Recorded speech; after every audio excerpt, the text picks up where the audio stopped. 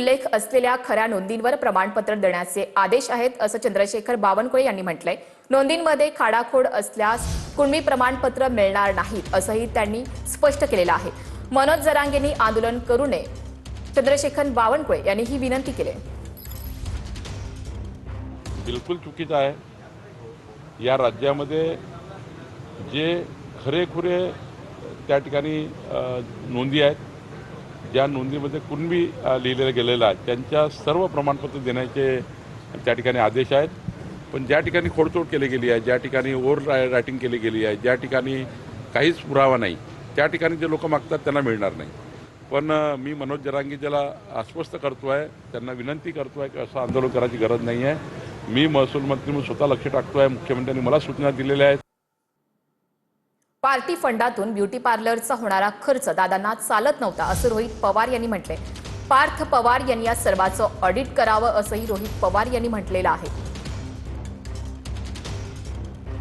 ना जो खर्च काय झाला असेल, आता नवीन ज्यांना तेच ब्युटी पार्लरचा खर्च वगैरे जो काय तिथं त्याच्यामध्ये असेल, तर पूर्वी त्याच्यातून खर्च होत होता, तर दादांना चालत नव्हता। आता त्यावेळेस ट्रेजरीची नाहीतर पक्षाच्या तिजोरीच्या चाव्या काही विशिष्ट लोकांकडे होत्या, आज त्यांच्याकडे नाही आहेत। नवीन व्यक्ती आता त्याच्यावर बसलेली आहेत, कदाचित पार्थच बसलेला असावा। पार्थली ऑडिट करावं, काय झालं कसं झालं हे समजून घ्यावं, आणि जर पूर्वीच्याच पद्धतीने एखादी पार्टी चालत असेल तर उद्या जाऊन पार्टीला आर्थिक सुद्धा अडचणी येऊ शकतात।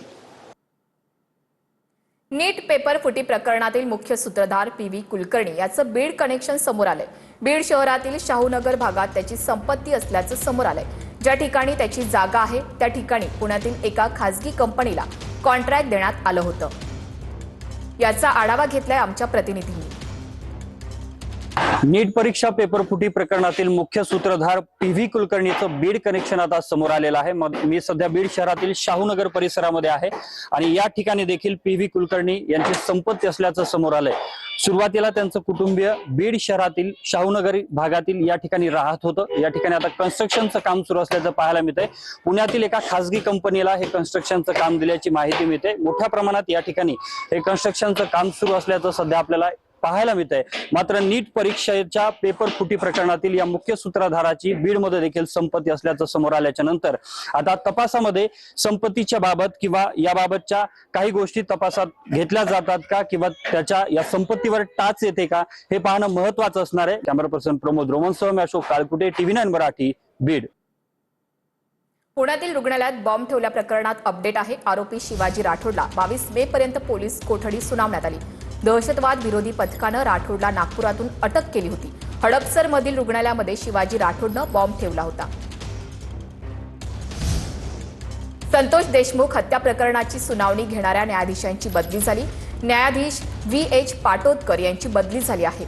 पाटोदकरांच्या जागी धुळ्यातून न्यायमूर्ती J.R. पुलातेंची नियुक्ती करण्यात आली। हत्या प्रकरणाची सुनावणी आता नव्या न्यायाधीशांसमोर होण्याची शक्यता आहे।